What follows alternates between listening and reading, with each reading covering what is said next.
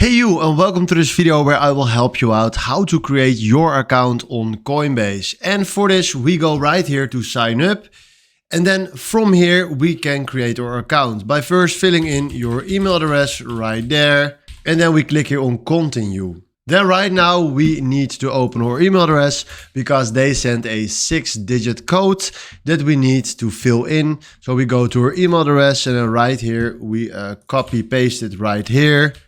Boom. Oh, it's not working. So then we just typing in 637, and now he will that we create a password. So make a password that you can recognize very easily. So we will do this real quick. Now we click on continue, and then we click on save, and then right, this is funny, Satoshi Nakamoto, but we will do my name and then my second name, and then we do continue right there. Now you need to fill in your phone number, so we will do this real quick.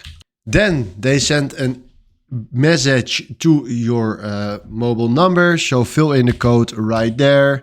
So we will do this real quick. And then right now we do yes, stay signed in.